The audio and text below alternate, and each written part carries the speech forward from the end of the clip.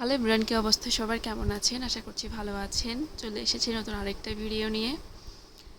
তো এই ভিডিওতে যেটা শেয়ার করব এটা হচ্ছে প্যারাময় কাজ, সকালের নাস্তা।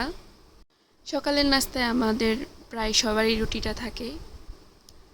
আর যাতে সকাল সকাল উঠে রুটি বানাতে হয়, আবার তার সাথে যদি একটা বেবিও থাকে, ওই মাদের কিন্তু অনেক বেশি কষ্ট হয়ে যায়, কারণ বাচ্চা কান্নাকাটি করে, তাকে সময় দিতে হয়। তো আমার ক্ষেত্রে যেটা হয়, আমার প্রতিদিন 7:30টায় উঠতে হয়। উঠে মেয়ের বাবাকে নাস্তা রেডি করে দিতে হয়। আমার ক্ষেত্রে যেটা হয়, আমি তার আগের দিন রাতে রুটিটা বানিয়ে রাখি।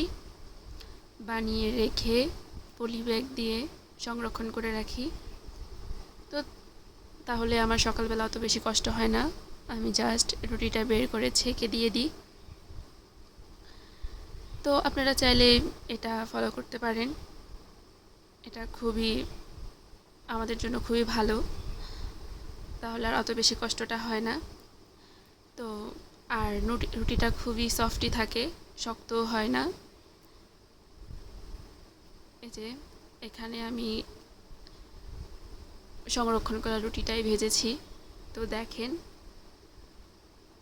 অনেক বেশি সফটই ছিল, কোনো শক্ত ছিল না।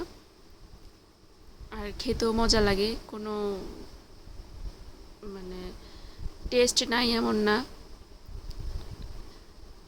আমরা বানিয়ে যখন ছেঁকি ঠিক ওই রকমই লাগে। তো আমার নাস্তায় ছিল আলু ভাজা আর রুটি। আর তার সাথে যদি চাটা থাকে তাহলে তো একদমই মন্দ হয় না।